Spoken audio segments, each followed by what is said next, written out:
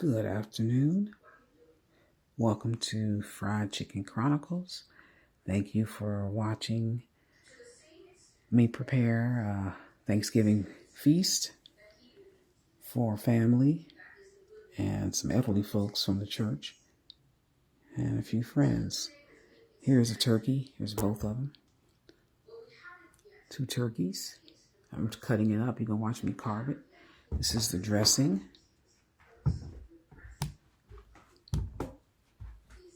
And there's greens. I'm going to carve it up and get it ready for transport. See how I get the right views. Okay, here it is.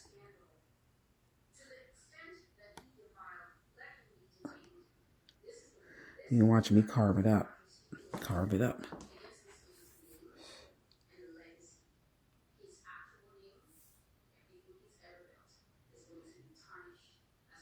I think I'm going to do, I'm going to do,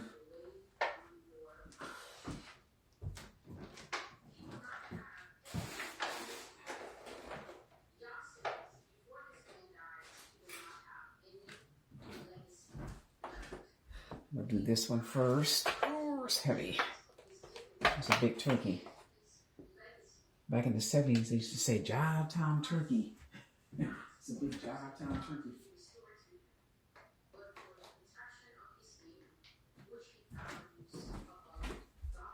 Okay, I'm getting ready to carve it up and put it in these containers.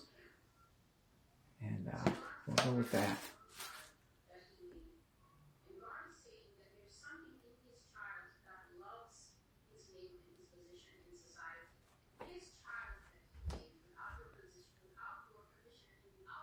Yeah, you're watching me carve this turkey. I'm not really a carver of the turkey, but I decided to do it. Ooh. Decided to do it.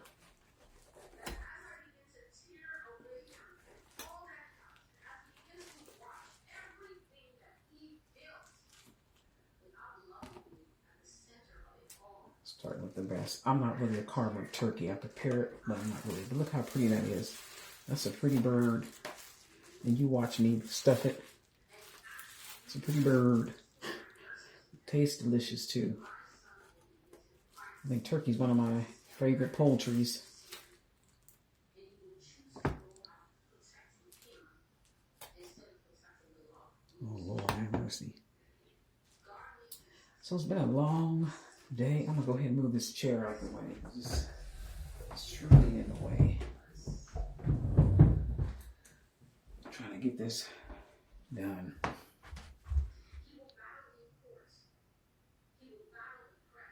Yeah. Okay. People have knives that are specially designed for carving turkey, but we don't have none. I really got to upgrade my equipment. But we'll just do the best we can. I think I did good. I've never cooked 3 turkeys in one setting. I think I did pretty good. And, that's like cooking in a customarily commercial type of way. And that's something I haven't done. But I think I did pretty good. Very pleased. I thank God. I give God all the praise, honor, and glory. But I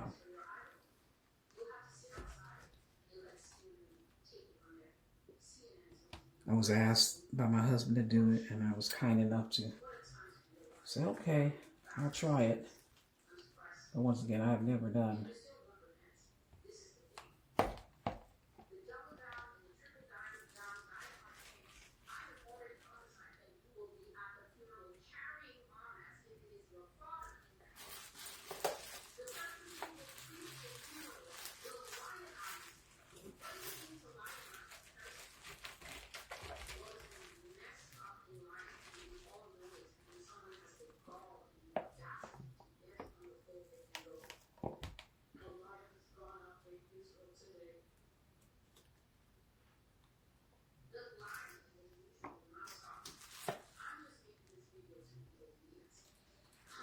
I'm going to freeze some of this turkey from, just so I can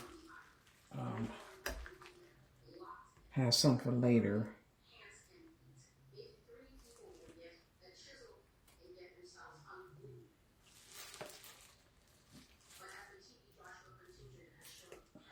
Okay, that's the first breast.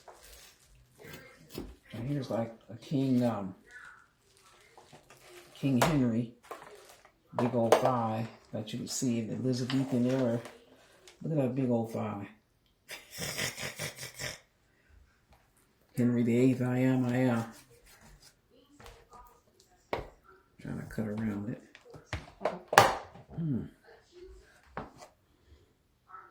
Good, I'm glad you can see it.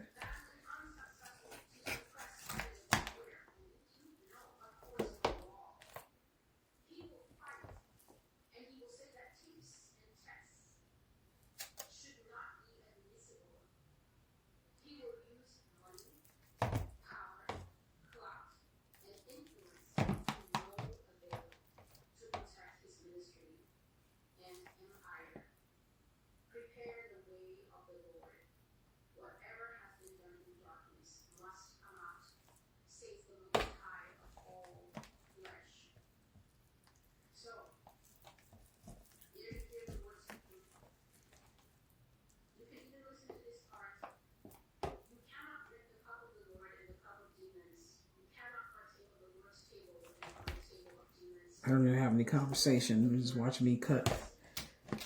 I'm really tired. I wonder if I just leave that like that. Somebody eat a drumstick.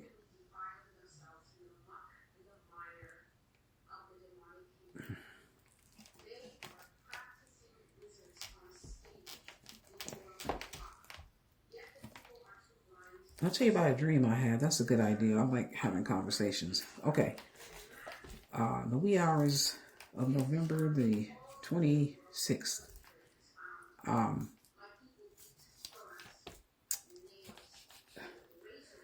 Like the Bible says in Joel, I would pour out my spirit on all flesh. Your young men shall prophesy. Your old men shall dream dreams.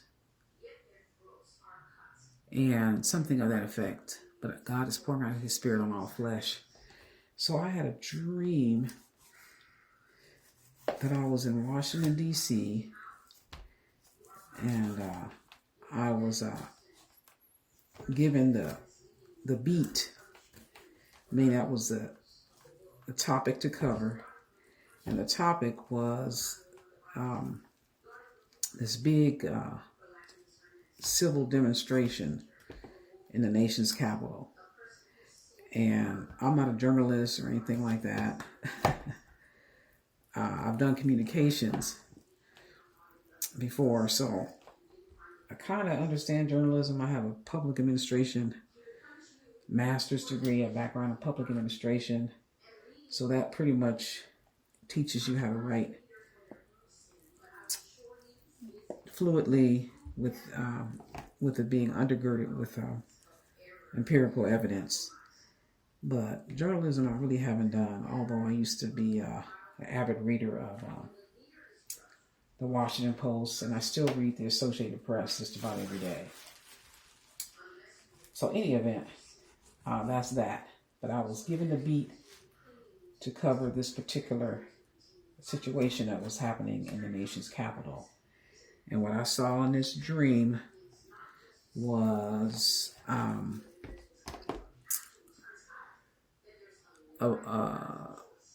I was in Chinatown, incidentally, and I know Chinatown is nowhere near Pennsylvania Avenue. I know that. I've lined up parades when I worked for the District of Columbia Council. I lined up members of the DC Emancipation Day Parade. So I know, I know that Pennsylvania Avenue and Chinatown are two separate locations in the nation's capital. Nothing to be confluenced with. But my point is, and hear me well. The point is that I was in Chinatown. I don't remember, but the parade was taking place, and it was a Christian coalition marching,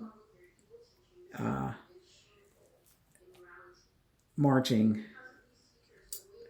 down the street, and they were a Christian coalition marching, and there were a lot of them. They were a lot in numbers, but I don't really recall that they had a lot of prowess or just physical strength. Like you were like, wow, you were just intimidated. I didn't get that feeling from the dream. And then shortly thereafter, there was a large body of protesters.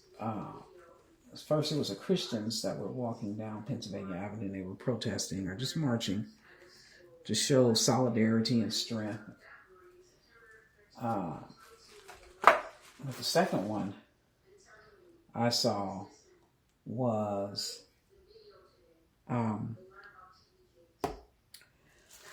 following them was a large, massive body of people.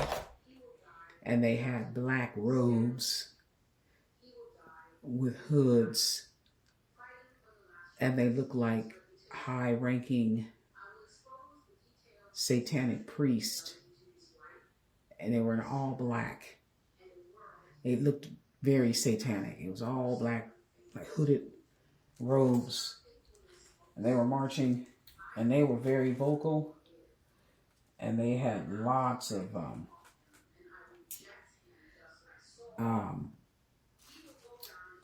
they just projected strength and prowess. And it was like, wow. And I remember trying to get away where I wouldn't be around this this type of evil. I was trying to get away. I didn't want to be near it, but there was so many of them, and it was so massive that, you know, I didn't have anywhere to run to, but that was my objective, was to run. Even though I was tasked with covering the beat of this protest and demonstration. But they were angry, and they were marching with great strength, prowess, and numbers. And it was intimidating to behold. All of them wearing black robes, hooded black robes. And then the main thing I saw was a broken cross. But it wasn't red. It was black. And they were marching with banners or signs with that broken black cross. The cross was not red. It was black. And I immediately said to myself, I said, Nazis. I said, Nazis. And then that's what I said to myself in the dream. Nazis, you know, Nazis in America. But the Nazis basically have been in America for the longest time. I mean, even in the Midwest regions, you have so many people that have German surnames or last names because they have German heritage. I'm not saying they were Nazis. I'm not calling people that have German heritage with German surnames Nazis. I'm not doing that. But I'm saying they have a lot of that. America has a heavy, large German population. Even in Texas. That's why they have such great craftsmanship. You look at the houses in Texas versus anywhere else across the USA, it's not built with quality like they are in Texas. The craftsmanship is, I mean, you can't find it elsewhere. And so what happened is, but they reside in states like Texas. I don't know how many are in Oklahoma, but Kansas, Nebraska, Missouri, Iowa. Those are heavily populated regions with a large German influence. So, but they emptied the prison camps after World War II in the Midwest. And they were supposed to return back to Germany after the war ended, but they stayed and they established home rule and began farming and just, basically being a part of the American fabric. I mean, you look at so many U.S. presidents. Harry S. Truman. He was, that's a German name. I have to look at all the names of a lot of Irish, McKinley, and then Dutch presidents, Roosevelt, with, Dutch surnames. But I got to look up how many, and probably some Scots. That would be Andrew Jackson, Andrew Johnson. So a lot of mixed, various locations in Europe or in America. That's no oddity. But I saw these people protesting in black robes, hooded robes, walking down the street in grand display. And they were very large in numbers. And it was like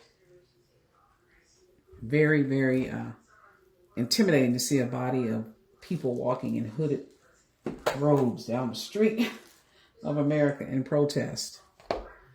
And of course, the American Constitution gives us a right to protest and to state our grievances for redress by the government. But I'm going to end this and start another one because I don't want this not being uploaded to YouTube. So goodbye. I'm going to do 2 following this. So stay tuned.